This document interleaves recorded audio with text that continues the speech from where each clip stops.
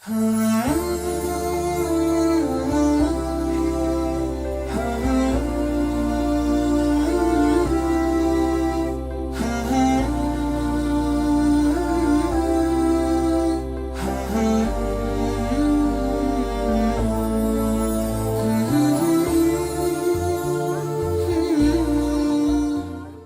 dashur televizionistë, selam aleikum. Është ky një tjetër takim me ju në një tjetër emision të drejt për drejt, është ky emisioni Freskia Ramazan me të cilin shoqërohemi çdo ditë gjatë këtij muaji të bekuar të Ramazanit.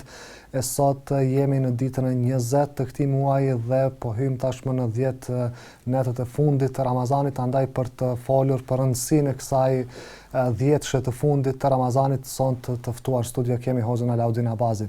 Hoxh, selam aleikum, mirë se erdhët. Aleikum selam, mirë se u gjej.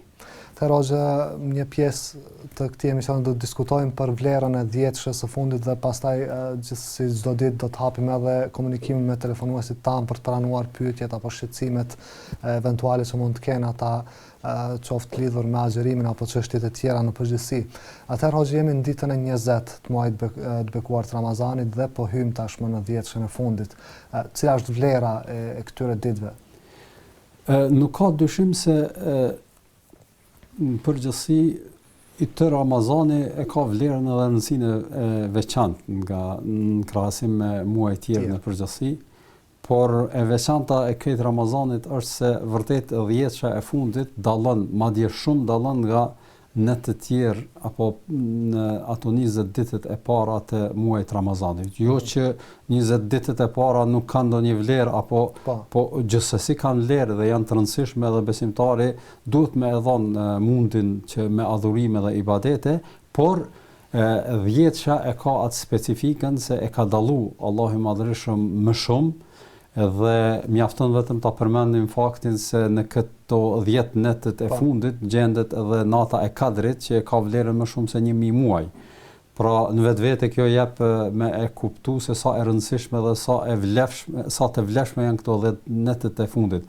Pastaj edhe vetë pejgamberi sallallahu alaihi wasallam në praktikën e tij kur përcjellin sahabët, shokët e Muhamedit sallallahu alaihi wasallam, por edhe vetë gruaja e tij Aisha radhiyallahu ta'ala anha tregon se si pejgamberi sallallahu alaihi wasallam prej momentit që ka hyrë muaji Ramazanit ka ndryshuar sistemin e jetës, jo vetëm ushqimin, po adhurimet, ibadetet, përkushtimin që ka bë. Tregohet se Kur'anin ja ka përcjell Xhibrili gjatë tërë muajit në përgjithësi, edhe Aisha radhiyallahu ta'ala anha thotë se kështu ka vepruar gjatë tërë Ramazanit, gjatë fillimit Ramazanit ka agjëruar, gjithashtu natën ka fal namaz dhe ka pushu pak. Po kur ka ardhur jetësha e fundit, më nuk ka fjet natën. Adhurim në maksimum. Madje jo vetëm që ai nuk ka fjet, edhe antar tjerë të familjes i ka zgju edhe i kanë nxit që të përkushtohen edhe të kryejnë adhurime sa më shumë në këto 10 netët e fundit. Dhe nga vetë ai përkushtimi pejgamberit sallallahu alaihi wasallam dhe ndryshimi që i ka dhënë këtyre 10 netëve të fundit në krahasim me ato të parat, kuptojmë se sa e rëndësishme dhe sa duhet besimtari me dhënë mundin e tij në këtë 10 të fundit. Ne vëdim që vetë edhe pejgamberi sallallahu alaihi wasallam në këto 10 netët e fundit kanë ndajtur në itikaf, pra itikaf është qëndrimi në xhami dhe përkushtimi maksimal në adhurime ndaj Allahut të Madhërisëm dhe mosdalja prej xhamis përveç për nevojat esenciale sikurse që është ushqimi ose ndrrimi i abdesit e kështu me radhë. Pra edhe vetë kjo praktike pejgamberit sallallahu alaihi wasallam jep me kuptu se sa janë të rëndësishme dhe çfarë shansi kemi në dispozicion, vetëm prej neve kërkohet angazhim dhe me dhënë mundin në maksimum. Padyshim, dhe kur jemi te ky angazhim që kërkohet prej neve, cili është ai angazhim specifik, çfarë veprash duhet bëj besimtari gjatë këtyre 10 ditëve, duke qenë se thatë janë më të vlefshme se sa ditët e tjera të Ramazanit dhe sigurisht kërkohet një angazhim më i madh. Po cili është ky angazhim që duhet jetë? Nuk ka ndonjë adhurim më të veçantë, domethënë më specifik që duhet bërë këto 10 net e fundit në krahasim me 20 ditët e kaluar. Pra tash me thonë këto 20 ditë nuk e kemi bë këtë adhurim, tash shtohet edhe ky adhurim do ta bëjmë në 10 në fund. Nuk ka përveç itikafit që e përmenda, Pra itikafi që e bën ata të cilët kanë mundësi, nuk kanë ndonjë obligim shtesë, mund të veçohen në përxhami. Mirë po neve dim si janë rrethanat sot në këtë Kjo ka vlerë për vitet e kaluara, po. Në çështjen e Covidit që e kemi në tani, por nuk ka ndonjë adhurim tjetër më specifik që bëhet në këto 10 netet e fundit. I adhurimi është ai me shtu vëllimin, me shtu masa intensiteti i veprave dhe punëve. Po e zëm nëse kemi lexuar Kur'an gjatë 20 ditëve të Ramazanit në formë konstante, atëherë nëse dojmë të shtojmë, atëherë shtimi është që me lexu më shumë. Më shumë se që kemi lexuar 20 ditëve të fundit. Pra me lexu në këto 10 e fundit Ramazanit. Nëse kemi qenë nga ata të cilët e kemi fal taravin, po ndoshta jo shumë me rregull, ose nëse jemi lodh pak e kemi lënë, apo edhe jemi kanë të rregullt, tash në këto 10 netet e fundit, tash shtojmë edhe më shumë faljen, pra asesi mos ta neglizhojmë, me thonë hajtë sonte s'pi falje, po gjithsesi këto 10 netet e fundit me i fal. Nëse ke mundësi me fal më shumë, është edhe më mirë. Nëse ke mundësi me fal më gjatë, për shkak se e përmendëm neve pak më herët se pejgamberi sallallahu alaihi wasallam nuk ka fjet natën në 10 e fundit. Pra nëse shtojmë edhe leximin gjatë faljes është më e mirë. Pra adhurimet në përgjithësi, po gjithashtu edhe sadakaja e kështu me radhë. Po, mirë, dhe tashmë kemi telefonatën e parë për emisionin e sotëm, ta inkuadrojmë. Alo, urdhrani. Alo? Jeni drejt për drejt? Alo, Shëndetje. Urdhrani. Po ju dëgjojmë. Ja, po pyetje hoxhës. Po, cila është pyetja? E ka me nënën me terapi, s'po ka qef me majtë Ramazanin, po ka terapi me përdorë. Mirë. Është me paralizë, thatë? Apo me... Po. Mirë. Përshëndetje. Përshëndetje, faleminderit. Tërë një telefonues që pyet për nënën e saj, cila është me paralizë dhe ka terapi të caktuar për të përdorur, ka dëshirë të agjeroj për shëndeti, pra pa mundësan. Po. Unë gjithashtu i kisha shfrytzuar të gjithë këta shikuesit që e kanë preokupim breng se si t'ja bëjmë me agjerimin, nuk po kanë mundësi. Ashtu siç komunikojnë me hoxhallarët, Allah i shpërbleft, është e rëndësishme, po gjithashtu formë komunikimit duhet të jetë edhe konsulta me mjekët adekuat, të cilët e kuptojnë gjendjen më mirë nga aspekti shëndetësor.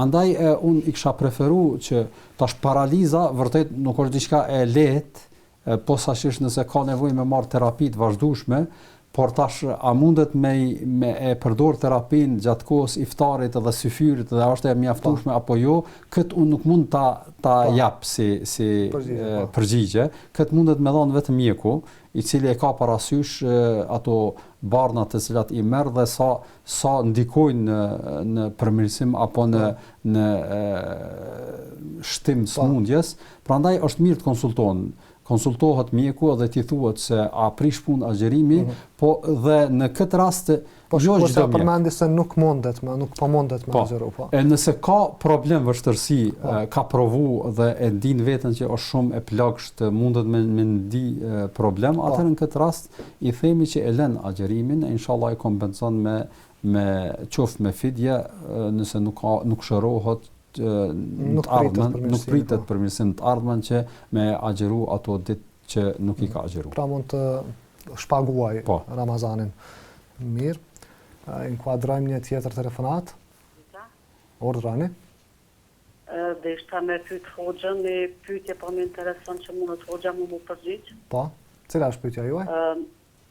Këto 170 euro qeveria që i qiti për punëtorët që punun gjatë pandemisë. Po.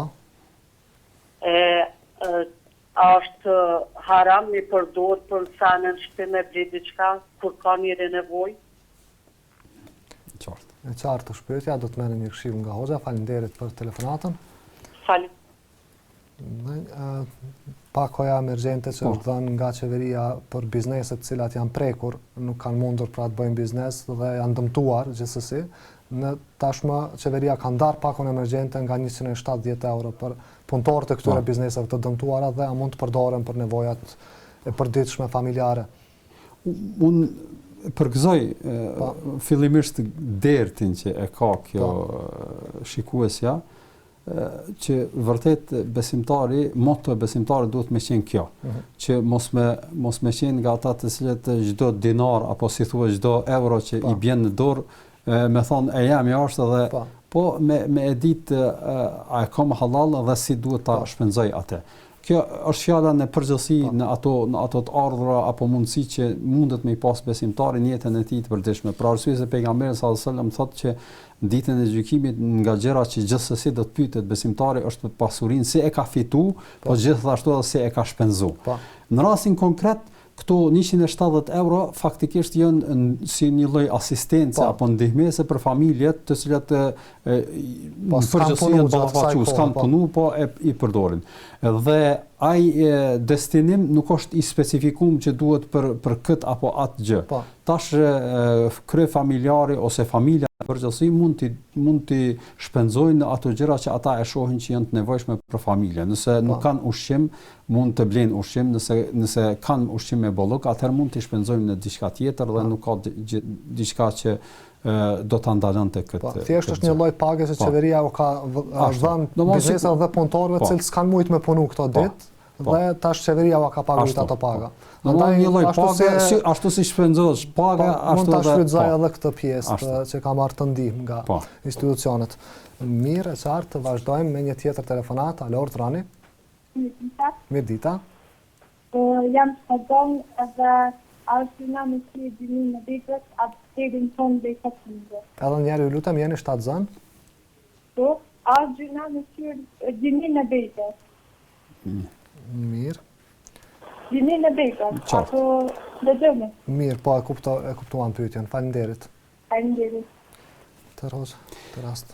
Në rastin konkret, kur shkohet te mjeku edhe bëhet kontrolla me ultraza, mund të vërtetohet, mbase jo edhe 100% gjenia e fëmijës.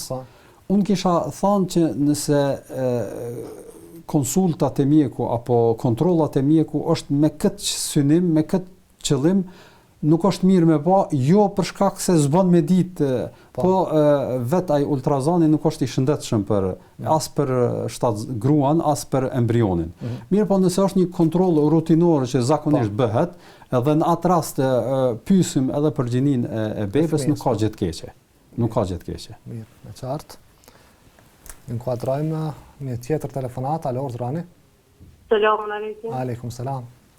Dasham të dojëm dy pyetje. Po, cilat janë pyetjet? Kur është e preferuar me këto ditë që na kanë vetën dhe femra që jena bosh në Ramazan me agjeru, a me në Ramazanit apo me lanë gjatë vitit kur dush, edhe a ban me fal drekën në kohët kur falet edhe gjumaja, apo me lanë, a me fal para apo me fal mas. Selamun alejkum. Aleikum selam. Në këtë kjo? Çështja e drekës, po, mirë, në rregull. Faleminderit për telefonatën. Do të merrim një përgjigje nga hoxha. Atëherë hoxha, kompenzimi që ditët që mbeten pa agjëruar, gratë gjatë Ramazanit, kur është mirë të kompenzohen? Pas Ramazanit, me njerë pas Ramazanit, apo mund ta...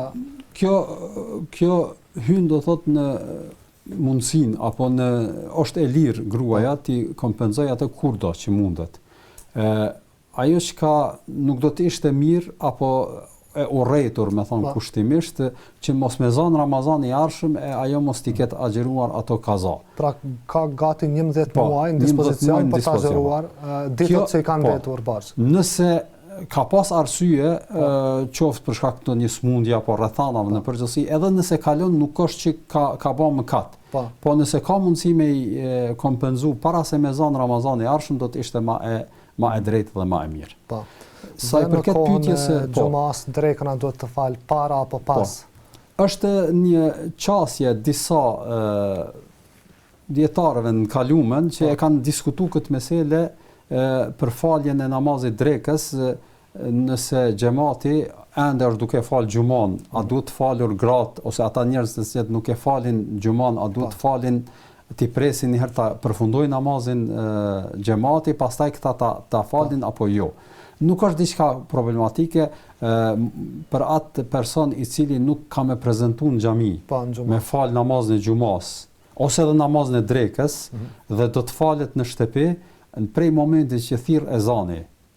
Ajo është e lejuar që ta fal namazin pavarësisht a e kanë fal xhamatin në xhami apo nuk e kanë fal. E qartë. Mirë. Mirëpresim një tjetër telefonat. Alo, Rani. Përshëndetje. Përshëndetje. Dashta një pyetje për urgjent. Po, cila është pyetja? Nëse pagojmë një hatme, sa njerëz më i miri shtin atë hatme, që nëse pagoj kësa hatme, ka hatme të madhe dhe hatme të vogël, kështu kam dëgjuar diçka. Mirë. Po, do t'ju përgjigjem. Përshëndet. Gjithashtu ju përshëndesim edhe ne. Selam. Aleikum selam. Na ndodh shpesh me fol rreth temës së leximit të Kuranit për të vdekur dhe pagesa për të. Kemi diskutuar më herët, mos me zgjat them që unë për veti personalisht në bazë të atyre njohurive që i kam aspektin e kësaj fushë, them që nuk është e drejtë që të paguajmë dikën që të lexoj hatme për të vdekurit tonë. Për faktin se kjo praktik nuk ka qenë e njohur në kohën e pejgamberit sallallahu alaihi wasallam, edhe çka është më e keq ja futet në një lloj shitblerje të fjalës së Allahut të Madhërisht. Mund të bëjmë keqpërdorime. Edhe keqpërdorime, po nuk është do thotë e mirë.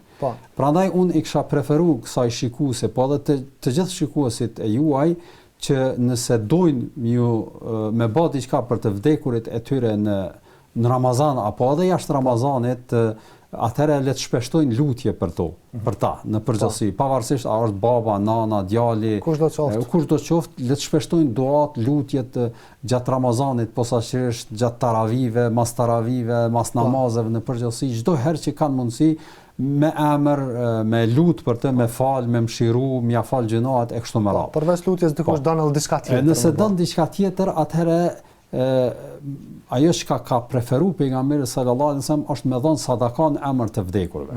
Pra çato para që don me dhënë për hoxhës ose kushdo që për me lexu Kur'an, atëherë le të jap ato ndonjë fukare që është nevojtar, që tash kemi shumë raste që i din, shkon edhe ja jap ti, nuk ka nevojë mi thon po ti dha sadaka në emër të babës që më ka vdekur ose nanës, jo, i jap ti sadaka, po e bën jetë me zemër që jam duke dhënë për nanën që ka vdekur ose për babën për shembull, edhe ky shpërblim i shkon të vdekurit ashtu siç ka treguar pejgamberi sallallahu alaihi wasallam.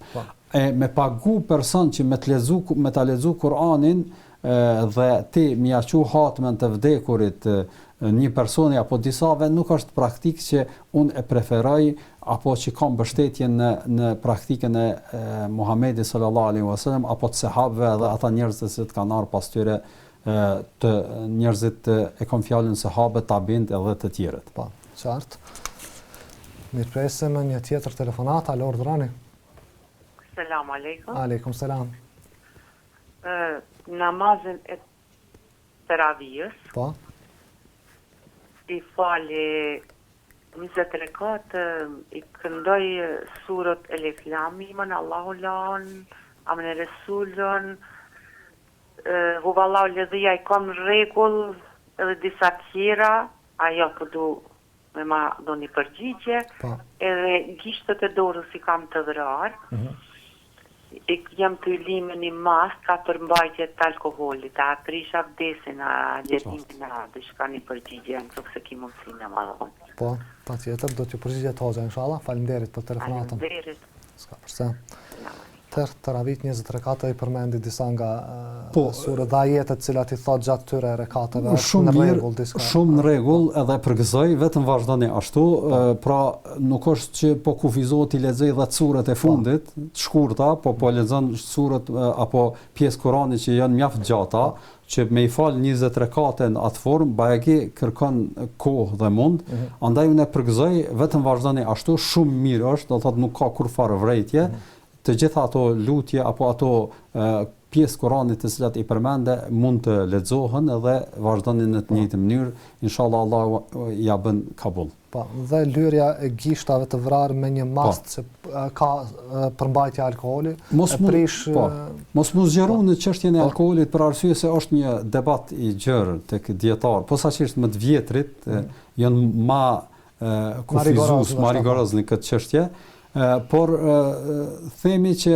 alkooli i cili përdoret në mjeksi i thuhet denatural, është i naturalizuar, që faktikisht nuk është i mundur të pihet apo të konsumohet si pije dese.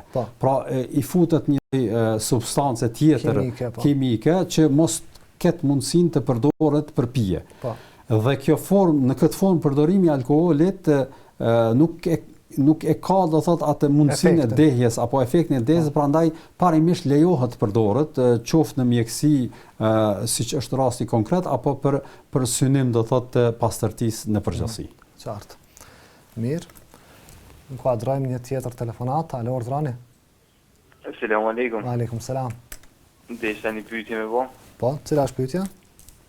Pyetja është që një person të familjes pikërimcohen rrobat, edhe njëjtë me këtë antar të familjes ndahen edhe terën. Edhe po kur ti qet më tërë edhe rrobat e reja kur ti vlen këtë pikërimcohen rregullisht. Këtë kena testuar në shumë mënyra pa të njëjtë. Me makinë pastrohen apo? Po.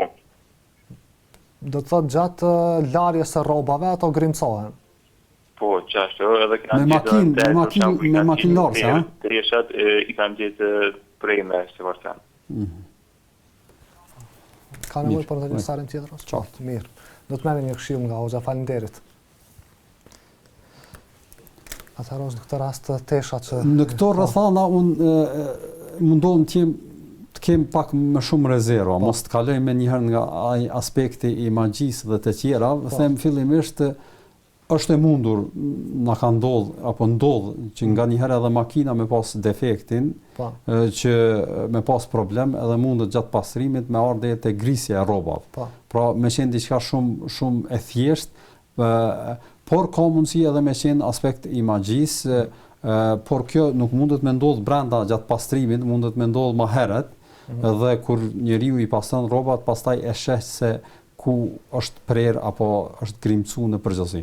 Mirë, në rastin e dytë unë them që të vazhdojnë apo të jenë nga ata të cilët vazhdimisht i lexojnë lutjet e mëngjesit mbrëmjes, kur i veshin rrobat me thon a'udhu billahi minash shaitanir rajim, vazhdimisht me pas nga ata të cilët e falin namazin, kërkojnë mbështetjen dhe mbrojtjen tek Allahu i Madhërisëm, dhe inshallah kjo do të ndihmoj edhe është diçka që ka lënë efekti. Pra s'është diçka ndoshta për të shqetësuar. Po. Mirë. Mirë, presim një tjetër telefonat. Alo, urdhrani. Alo. Selam aleikum. Aleikum selam. Më falë, derisa fillimisht për të këtë mirë Ramazani. Faleminderit. Po, urdhrani. Derisa ja bëni pyetje Hoxhës lidhje me 10 ditën e fundit. Po. Do me thonë, komi që të thonë nata e Ramazanit, që vjen dita e fundit e Ramazanit, nata e Bajramit praktikisht, nuk numërohen 10 ditën e fundit. Që pi bjen, do me thonë prej sotit jena në 10 ditën e fundit. A bënë ditë sakta numërohet që e nata e Bajramit? Praktikisht, unë ku menu që po tash më kanë shtime, nëse ka mundësi një përgjigje, prej Hoxhës ta falenderoj. Mirë. A e qartë? Po e qartë është pyetja. Do të merrem një përgjigje. Amin edhe juve. Gjithashtu edhe juve, faleminderit. Mirë, atëherë nata Bajramit. Është një paqartësi tek disa njerëz, për shkak se na e dim fillimisht se po du me sqaru edhe këtë edhe atë që e pyeti, për shkak se ka ndërlidhje. Ramazan, muaji sipas kalendarit hënor mundet me i pas 29 ditë ose 30 ditë. Nga njëherë ka 29 ditë, nga njëherë 30 ditë muaji hënor. Pra nuk ka mundësi mi pas 31 e as 28, po ose 29 ose 30. Parimisht është 29, po nga njëherë është 30. E tash Kur themi 10 ditëshin e fundit të Ramazanit apo 10 netët e fundit të Ramazanit, janë për qëllim prej natës 21 apo prej ditës 21 e tutje. E tash parimisht ka mundësi nganjëherë 10 ditë që me qenë 9 ditë, mos me qenë 10. Pra nuk llogaritet që prej 30 që të minusohen 10 ditë dhe... Po, mundet me qenë 9, mos me qenë 10.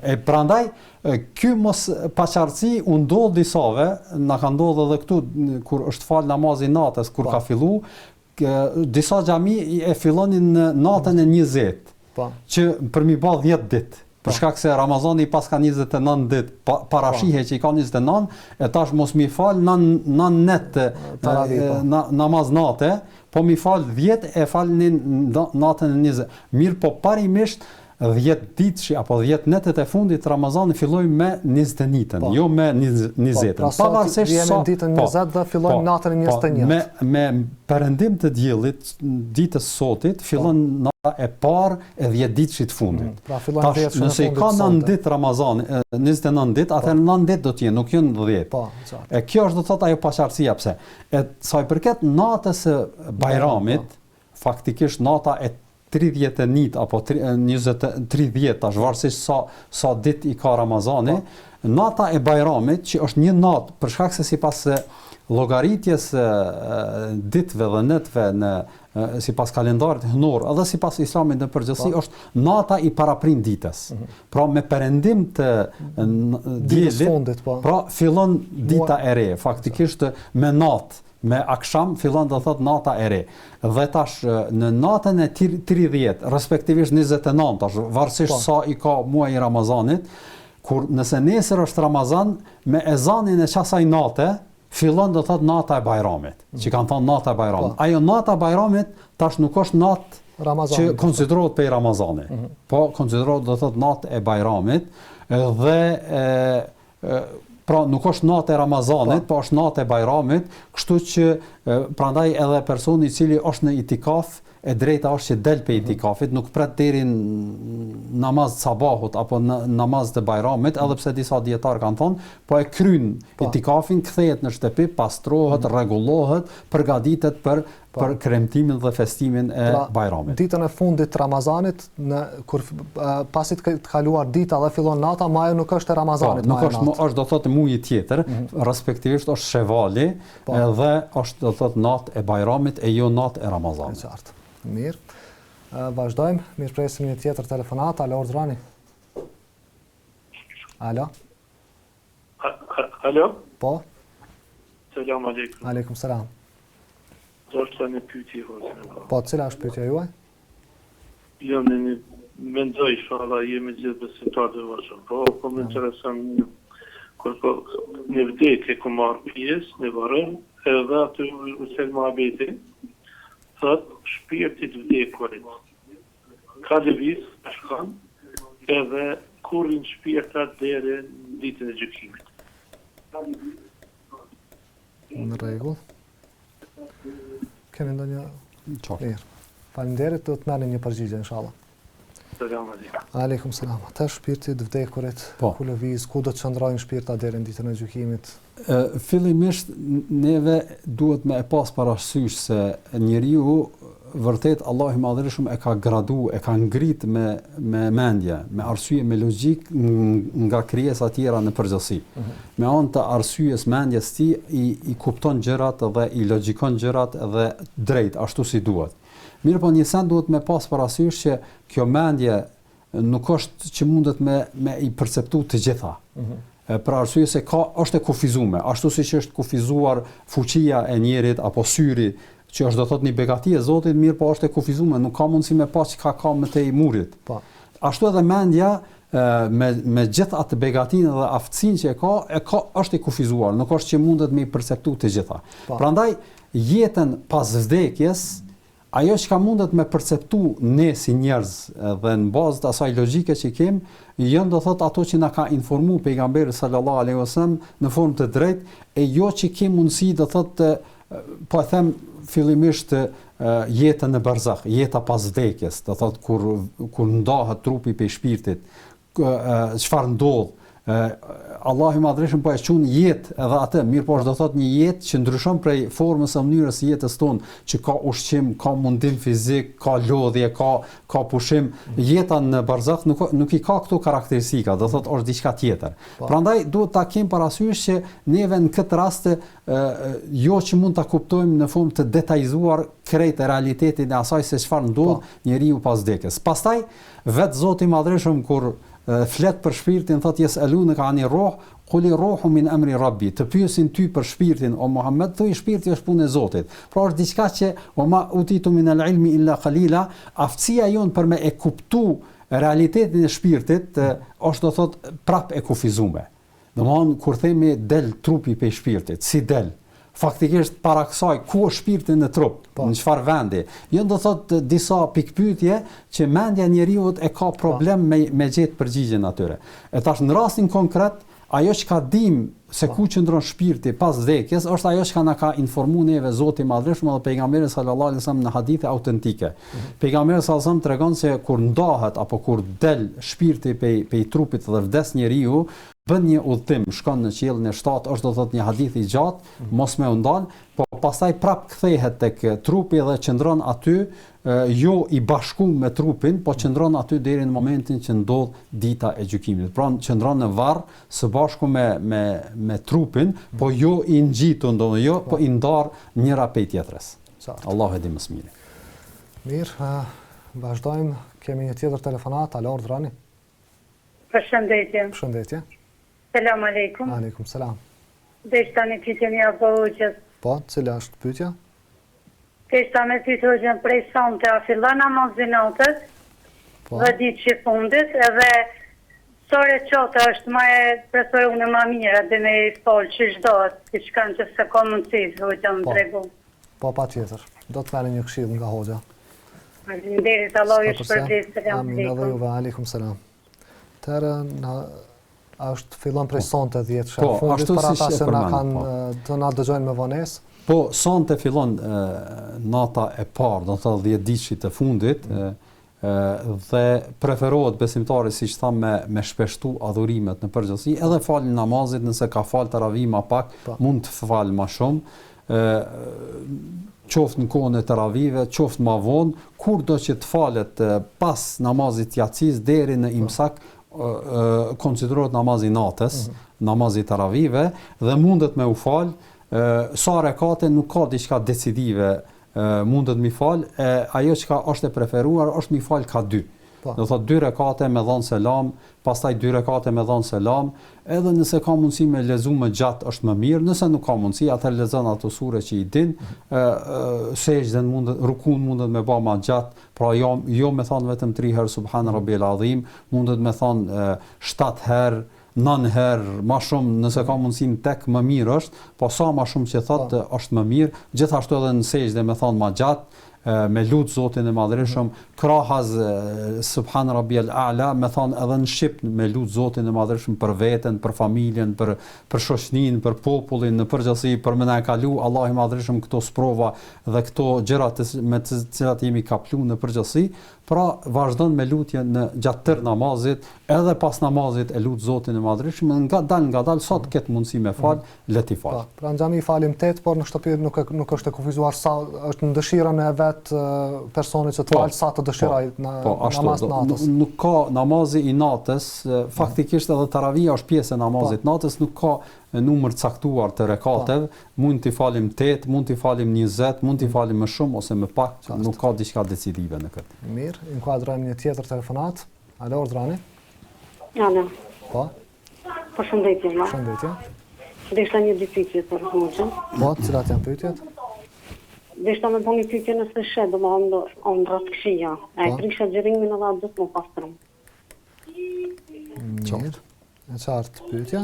Edhe asë gjuna me majtë zi për të vdekun. Me majtë zi, apo? Po, me majtë zi. Do ma unë ka vdek vlohë, para në përgjete, edhe tisim ka vdek vlohë, mu asë nuk ndryshnë, asë nuk rinë, asë nuk dishnë. E qartë. Ma në dysh pesha shumë pesha. E kuptuam. Mirë, do të merrni një këshill nga hoxha, faleminderit. Faleminderit. Ska përse. Ndërkohë, para se të përgjigjemi këtyre pyetjeve, ne do të bëjmë një shkëputje të shkurtër, do të rikthehemi pas pak çastesh në pjesën e dytë të emisionit me të tjera telefonata dhe me të tjera pyetje, po ashtu do të përgjigjemi edhe pyetjeve të mbetura nga kjo pjesë e parë e emisionit. Qëndroni me ne.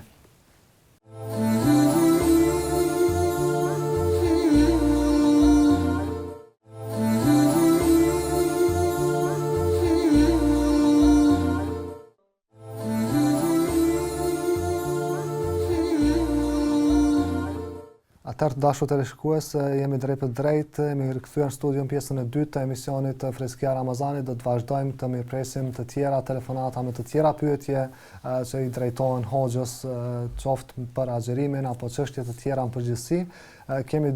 Kemi një pyetje nga pjesa e parë e emisionit, por kemi fillimisht një telefonat, pastaj përgjigjemi pyetjeve të mbetura. Alo, urdhrani. Alo, selam aleikum. Aleikum selam. Do është t'ja bëj një pyetje hoxhës lidhje me tesdi namazin. Ku duhet mu falem edhe paka shumë një spjegim në navon. Po. E qartë pyetja? Selam aleikum. Aleikum selam. Mirë, paraprakisht patëm dy pyetje nga një shikues që tha nëse ëndra të këqija, a prishet agjerimi? Nëse është mbytje ëndra të këqija që njeriu shqetësohet, faktikisht tutet, friksohet, kjo absolutisht nuk e prish agjerimin. Po. E mjaftueshme është nëse i del gjumi nga frika apo diçka sikurse kjo, mjafton të thotë në anën e majt me pështy 3 herë edhe me thonë a'udhu billahi minash shaitanir rajim, edhe vazhdon gjumin. Nuk është mirë me kallëzu këtë ëndër dikujt tjetër, edhe me kas mjaftohem. Po. Nëse është në pyetje ëndrat me të cilat njeriu mundet me u bë gjunub, atëherë nëse ndodh në ëndër kjo, posaçërisht tek më të rit, atëherë në këtë rast nuk prishet gjithashtu agjerimi, edhe pse u bë njëri gjunub i papastër, mjafton me hym banjë, me u pastru, edhe pse është agjerueshëm nuk prish punë, edhe vazhdon agjerimin deri në fund. Pra nëse ka parë në një ëndër që është bërë papastër, thjesht mund të pastrohet dhe të vazhdoj agjerimin pa problem. Nuk e prish agjerimin nëse sheh ndonjë ëndër dhe bëhet i papastër. Po, mirë. Thotë duhet të mbaj zi për të vdekurin, ka vdekur vllai nëse nuk gaboj kështu. Me mbaj zi për të vdekurin në kuptimin që e motra mos mu vesh, mos me dal, kjo është specifik vetëm për gruan e të vdekurit. Dhe mund që i preferohet me qëndru në shtëpi dhe mos me u zbukuru, mos me vesh, mos me dal përveç në rastet të jashtëzakonshme. Kurse për familjar tjerë, motra, vllau apo nana e kështu me radhë, nuk është e kërkuar të bëhet një praktik e tillë. Pra ata vazhdojnë jetën, jo që ta harrojnë ose ta bëjnë do thotë dua lutje për të vdekurin, dhe nuk ka dyshim që është të thotë për idhim se secilit, por nuk është e kërkuar dhe nuk kjo praktik është specifike vetëm për gruan, jo për gruan e rahmetlis, do thotë të vdekurit, e jo për dika tjetër. Qartë. Shikuese që pyeti për namazin e tesbihut. Po, tesbih namazi është një lloj i namazit që është përmend në disa hadithe nga pejgamberi sallallahu alaihi wasallam, megjithëse ka trajtim të dietarët, arrin shkallën e qëndrueshmërisë dhe vërtetësisë ato hadithe apo jo. Është debat. Ka shumë prej dietarëve që nuk e pranojnë këtë hadith dhe thonë që është një hadith i Abdullah ibn Abbasit, dhe thonë që hadithi nuk është në gradën e hadithit të saktë dhe nuk preferojnë që të punohet me të. Në anën tjetër është një numër tjetër i dietarëve, e kam fjalën të shkencëtarëve të hadithit, të cilët i studiojnë hadithet dhe vërtetësinë e haditheve, të cilët e pranojnë këtë hadith, thonë se mund të arrijë hadithin në shkallën e hasenit, pra hadithit të mirë që mund të punohet me të. Prej dietarëve të tillë është edhe Sheikh Al-Albani, Sheikh Albani, që e pranon këtë hadith dhe thotë se mund të punojmë me të. Ka studime të shumta që janë shkruar në lidhje me këtë. Forma e namazit është pak më specifike, pra nuk është sikurse ashtu si falemi ne. E kam fjalën ka ruku, sejdë të gjitha, po leximi është më ndryshe, Pra preferohet që kur të marrëm tekbirin fillestar, këndohet, do thot një elhame, këndohet një sure dhe para se me shku në ruku, të themi 10 herë la ilaha illallah wahdahu la sharika la lahul mulku wa lahul hamdu wa huwa ala kulli shay'in qadir. Pastaj në ruku të themi ashtu, në sejdë të themi ashtu, kur ngritemi për rukus të themi ashtu.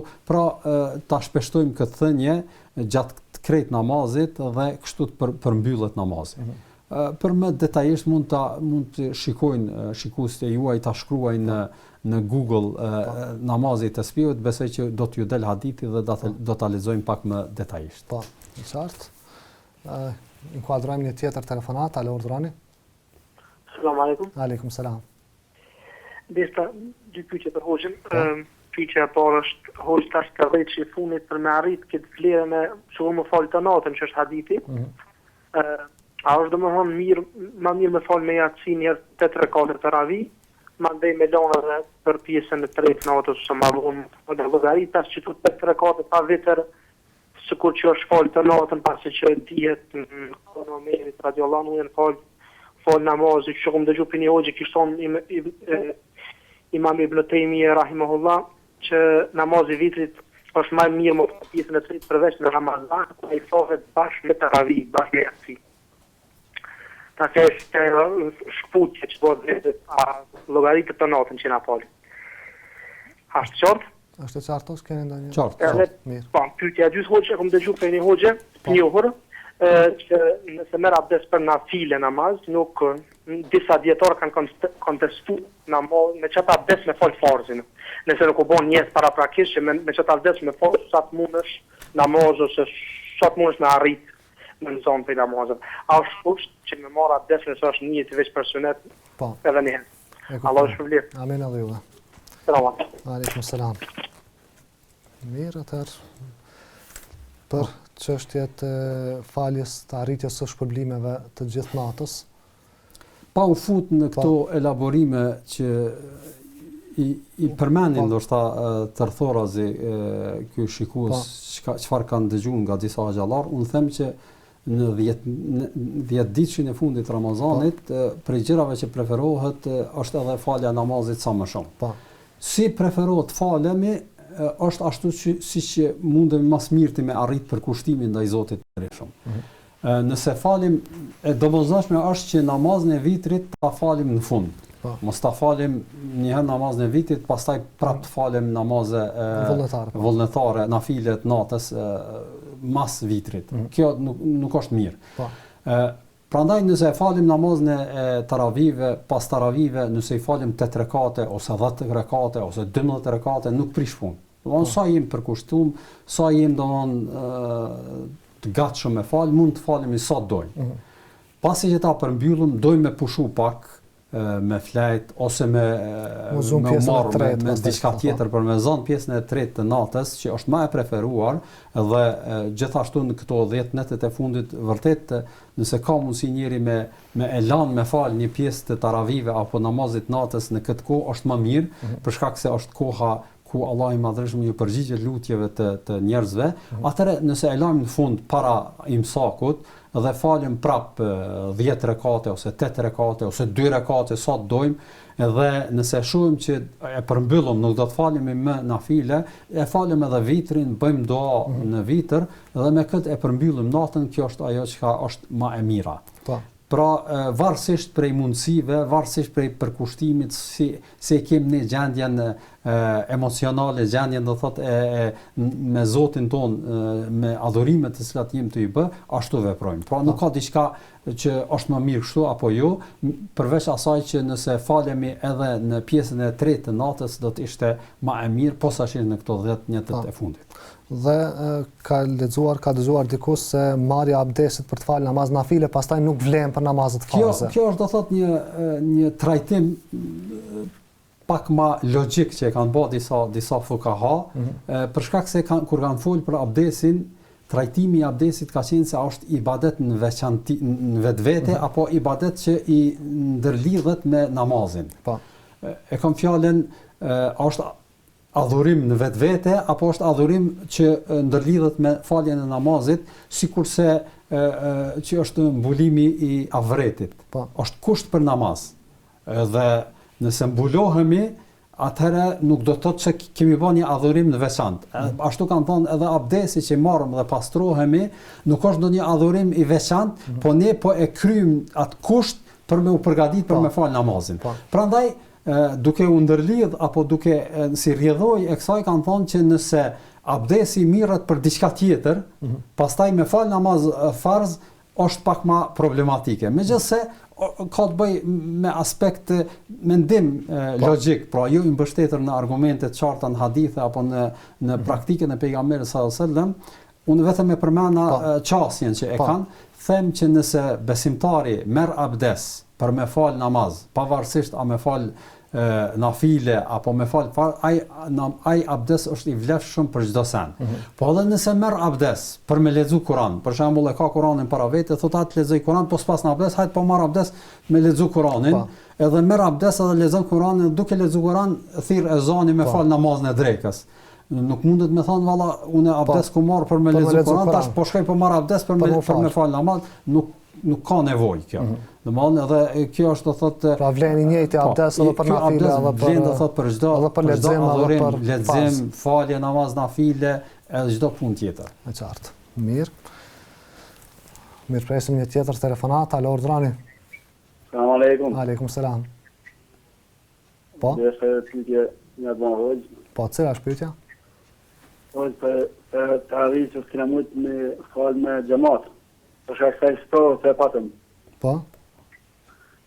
Nëse s'kem fal, jam të dhënë atë të më fal në kohën e vet. Për taravih që kem lënë për pjesën e ditë apo në ditë se s'pat në. Apo në ato taravih? Edhe një nuk ju dëgjuam. Nëse taravih nuk I kena fal, krim mas namaz diatit. Po? Vetë personal, jo me xhamat. Të falin pjesën e tretë në ata panohen ato. Mirë. Në rregull, do t'ju përgjigjet hoxha. Edhe nëse të marrë pyetje. Po. Po? Rreth sadakal fitit. Po? Disa antar agjerojnë, disa nuk agjerojnë. A jepet sadakal fitit për gjithë ata që agjerojnë, nëse nuk agjerojnë, apo vetëm për ta që agjerojnë? Mirë, e qartë është pyetja. E kena kushtë të më kështu për hokën jap sadakal fitit. Po. Ja, selam aleikum. Aleikum selam, faleminderit. Mirë, tërë çështja e taravive. Me sa kuptova unë pyetja ishte se nëse tash besimtari falet vet taravit, pra nuk I fal me xhamat dhe nuk do të më fal mas jacis me një herë, po I lën një tret në pjesën e fundit të natës. Po. A është në rregull dhe a është taravi edhe ajo? Po. Koha e taravis fillon prej momentit që e falim namazin e jacis deri në ezanin e namazit sabahut. Kur do që ta falim taravit, konsiderohet taravi. Po. Dhe faktikisht edhe ndarja namazi natës, taravi është një ndarje më shumë terminologjike se sa një ndarje reale. Për arsye se faktikisht vetë taravia është pjesë e namazit natës, nuk është diçka pak më e veçantë, po është do thot pjesë e namazit natës, kështu që kur do që ta falim deri në ezanin e namazit sabahit konsiderohet namaz I taravive. Po, mirë. Dhe vitrat a mund të jepen edhe jo agjeruesve? Parimisht nëse ai person I cili nuk ka agjeru është prej atyre njerëzve të arsyetuar, pra ka qenë I smur, apo ka qenë në udhëtim, ai jepet sadakatul fitri për të në përgjithësi.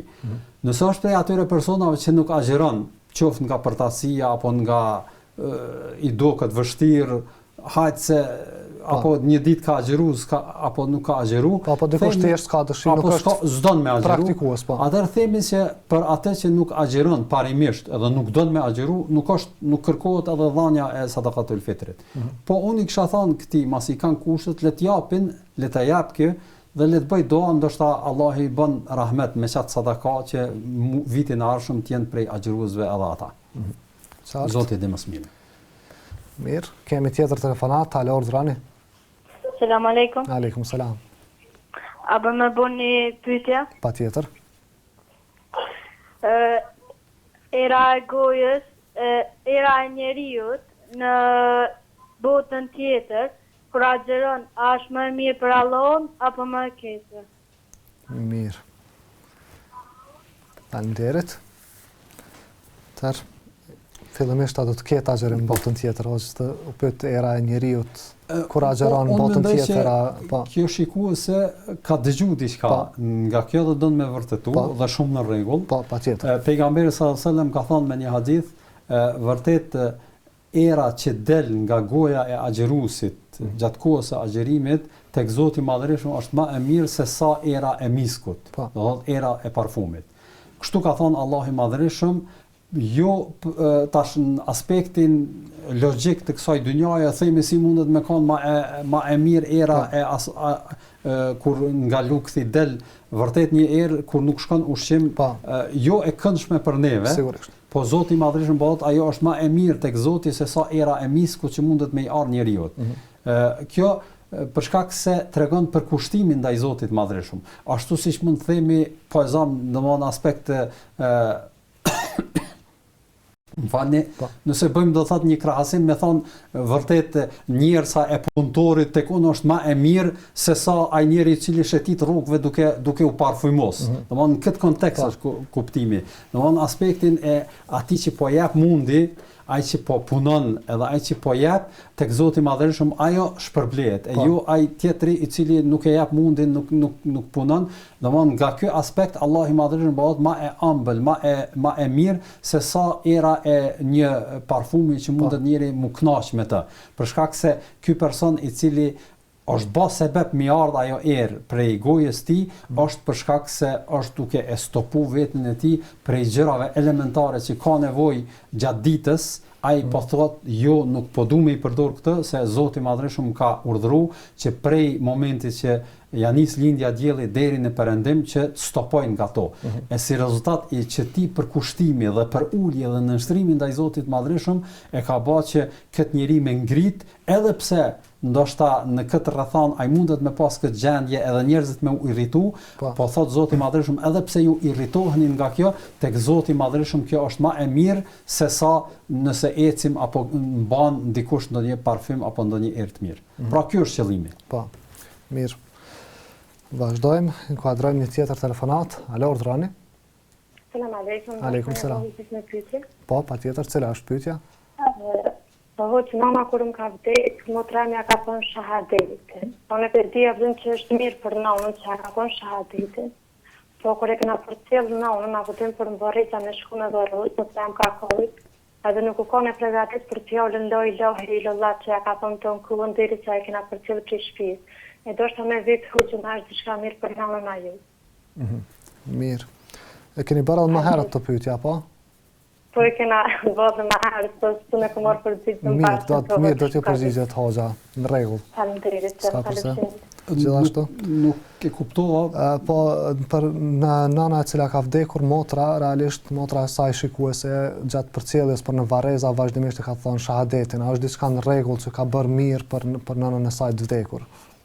Motra gjatë përcjelljes e ka thonë. Po, e ka përcjell. Unë kuptova që gjatë pak para se me vdek Jo, gjatë përcjelljes të gjenazës për tek varrezat, vazhdimisht e ka thënë shahadetin për nënën e saj. Shahadeti nuk duhet thuhet vetëm gjatë përcjelljes, edhe në çdo rrethon, në çdo situatë vazhdimisht duhet thuhet. Unë pavarësisht a ka bë mirë, as ka bë mirë tash, nuk mundesh me thonë që s'është mirë me thonë shahadetin pavarësisht në çdo rrethon, po unë them që ju për nënën e juaj, edhe kjo, edhe motra e saj vazhdimisht le të bëjnë dua, le ta lusin Zotin e Madhërisht me e mëshiru, me i dhënë rahmet, me e fal prej gjunaheve gjatë namazeve, gjatë Ramazanit në përgjithësi, dhe kjo është ajo që duhet me qenë preokupim i tyre, e jo do thot një rrethon apo një situatë e caktuar duke ecë e ka thonë atë fjalë a është mirë apo jo. Po le të bëjnë dua në çdo rrethon, në çdo situatë për nënën e tyre, për arsye se duaja që e bën evladi për nanën apo për babën është një dua që Zoti i Madhërisht zor e kthen. Mirë, sidoqoftë nëse kemi keq kuptuar diçka nga pyetja, lutem shikuesin që të rinkuadrohet për të na plotësuar pyetjen nëse eventualisht nuk kemi përgjigjur në ndonjë pjesë që i intereson shikueses. Mirë, vazhdojmë, inkuadrojmë një tjetër telefonat. Alo, urdhroni. Një pyetje për hoxhën. Po, cila është pyetja? do shta me pyet hoxhën kur falmi. Po. Unë zakonisht me zërtull të falna, po nga njëherë dhe zia ashtu më vjen mu falë me zo ma të naltë, me i thonë duhet me zo, jo shumë të naltë. Po. Edhe ma nga dalë apo ma shpejt. Unë shoh kom po që dikush shumë shpejt e falë. Unë për vetin nga dalë se falë edhe farzën edhe sunetën, të dyja drekën, sidomos gjysore bëj me falë. A është ma se vop nga dalë, apo ma shpejt me falë? Mirë. Do të tregoj tash hoxha. Po, faleminderit. Faleminderit juve. Atëherë, falet me zotull, ndonjëherë rrit zërin pak, jo ashtu shumë thotë po. Nuk prish punë, edhe nëse gjatë faljes, për shembull ndonjë ajet apo ndonjë pjesë të ajetit apo në lutje, me ngrit zonin pak ma shumë, me kusht nëse ka njerëz prezent duke u falë me të sene, mos mi pengu ata. Nëse i pengon nuk është mirë, po nëse falet vet edhe ngrit apo ndonjë dua e bën pak me një zë më të lartë, nuk prish punë. Po. Kurse sa i përket faljes ngadale apo shpejt, nuk ka dyshim që sa ma përkushtim, me përkushtim, sa ma ngadal, sa ma mirë me fal namazin, është më aq me e pranuar edhe aq me e dashur tek Allahu i Madhreshëm. Dhe në anën tjetër kemi shumë raste që pejgamberi sa sa ka qortu edhe ka tërheq vërejtjen për nga falja namazit shpejt. Po. Për shkak se shpejtësia mundet edhe mos me i qu në rregull apo mos me kry namazin ashtu siç duhet. Me caktu me minuta apo me orë sa duhet me qenë, kjo varet prej natyrës njerit, po e domosdoshme është që të lexohen lutjet në rregull, jo me nguti, rukuja të bëhet jo duke u vrejt se është duke bërë do thotë shpejt, po ngadalë ulja e kështu me radhë, dhe kjo është do thotë një namaz në rregull inshallah. Po. Sepse sigurisht dikush mund të ketë angazhime të mos ketë atë kohën, ndoshta që u përmend se gjysore të falet dreka apo kështu me radhë. Tash me vërtet gjysore dhe të rekate janë parimisht, s'po them janë tepër, po është pak shumë. Tash nëse ka njeriu kohë dhe don më fal, gjithsesi është mirë. Dhe ka mundësi, po. Po nuk do të thotë se të tjerët që falin pak më shpejt se kanë gabim. Ashtu. Domthonjë nëse dikush tjetër falet pak më shpejt edhe nuk e plotson pra gjysore, po fal më shpejt, atëherë nuk do të thotë se ai ka bërë keq. Pra mjafton ti thotë ato lutjet qartë. Po, qartë dhe mos më vrejt në kutia gjatë faljes. Qartë, mirë. Inkuadrojmë një tjetër telefonat, alo urdhrani. Alo? Selam aleikum. Aleikum selam. Deshta në pyetje për hoxhën? Po, cila është pyetja juaj? Kam momë në mbulish. Po. Ka drejt momë me dal para hoxhit ta mbulish. Para vllodovit. E qartë. Selam aleikum. Aleikum selam. Jo, nuk ka drejt. Gruaja e cila mbulohet nuk ka drejt me dal para vllaut të burrit pa mbulesë, duhet me qenë mbulume, përveç para babës burrit bën me dal, kurse para burrit jo. Po, para vllaut burrit. Vllaut burrit jo. Qartë. Kemi tjetër telefonat, alo urdhrani. E kena një pyetje ka për hoxhën. Po, cila është pyetja? Ka vdek, nëna deri ka vdek, të i qit ujë në gojë. Ke ujë edhe i kena kënin loj. Deri ka rënë shkryp një 2-3 orë që asë gastojna, është e sen mirë. A ju? E qartë. Mirë, tash do t'ju tregoj hoxha, faleminderit. Faleminderit. Faktikisht ajo çfarë kanë vepruar këta familjar është ajo që preferohet personi i cili është në agoninë e vdekjes, pak para vdekjes, që të shërbehet me ujë dhe gjithashtu ti kujtohet shahadeti la ilaha illallah, Allahu i Madhreshëm thotë laqinu mautakum shahadat an la ilaha illallah, për kujtojani atyre që janë domthonë në këto momente të vdekjes shahadetin la ilaha illallah. Dhe kjo mundesh edhe më thon thuj, po mundesh edhe ti me e thon mja kujtu në kuptimin se kur e thu ti edhe ati i kujtohet edhe e thot edhe ai dhe kanë vepruar mirë, inshallah Allahu e ka bë atë që të shkojnë nga kjo dunjë me këtë fjalë edhe me qenë pe xhenetlive. Amin. Kuadrojmë një tjetër telefonat, alo urdhrani. Alo. Po. Selam aleikum. Aleikum selam. Më falë, do se një pyetje me mu. Po, cila është pyetja? Jemi një familje, po gjysa besojna në shelir, po gjysa jena këte më huq. Po unë këtë falë në gjithë, edhe njerësët kryet, po edhe barë kemë fryet edhe më vjenë vështirë, mi lizu do dhe shpesh, i lizaj e në shaj telefonin se kështu, vetëm për zijen. Edhe në lizimit, surëve. Do thotë ju nga trojnë surët. Ka i ma sëqaru hoxha që ka mëmësi. Ka nevoj për në njësë. Faleminderit. Mirë, faleminderit juve. Aleikum selam. Mundet mi pas disa cytje ky person, unë e kisha këshillu që dëgjoj Kur'an vazhdimisht, qoftë edhe me telefon ose me jo namaze, po kështu të lëshoj edhe gjatë ditës të dëgjoj, edhe ky dëgjim mundet me i bë hajrë ati. Me largu ndoshta këto cytje. Po. Nëse ka mundësi, tash nuk e di nëse njeh ndonjë hoxh që bën rukje, pra shkon fryn me Kur'an dhe me dua, edhe bën një vizitë tek ai, do të ishte më në rregull. Zoti të mëshirë. Qartë. Mirë, vazhdojmë. Mirë, presim një tjetër telefonat. Alo, urdhrani. Alo. Kam nonën e vdekne. Po. Që muna një hotme. Edhe Ramazanin e përmëjmin që nësë jam e bona për atjen. Po, rëmë këtë të folje. Qartë. Që muna me një hotme për nonën edhe që të të me bon jetë. Po. Mirë, qarta pyetjet. S'ka përse. Si mund të bëj hatme për nonën? Nëse është për qëllim me ble, me pagesë, dikon, e sqarojmë këtë se kjo nuk është në rregull dhe pra mos ta praktikoj këtë. Nëse është ajo vetë me lexu hatme, kjo është do thotë temë debati tek dietar gjithashtu. Unë prap nuk i kisha preferuar me thonë pi lexoj hatme nanës, po le të lexon kjo për vete dhe vazhdimisht gjatë leximit ose pas leximit le të bën dua në momente dhe në situata të ndryshme. Edhe në përfundim të hatmes le të lexoj, për arsye se çdo vepër të mirë që e bën evladi, shpërblimi i shkon edhe nanës, pra ka hise në atë shpërblim, ashtu siç sqaron pejgamberi sallallahu alaihi wasallam në hadithet e sakta, dhe nuk ka ndonjë formë praktike që duhet me e praktiku për mja dërgu një hatme ose pra mjafton kjo. Po, mund bëj diçka tjetër? Diçka tjetër mundet me bë dua, lutje, mundet me dhënë sadaka ashtu siç e përmendëm, nëse i ka mundësitë dhe kjo do të ishte në rregull. Po.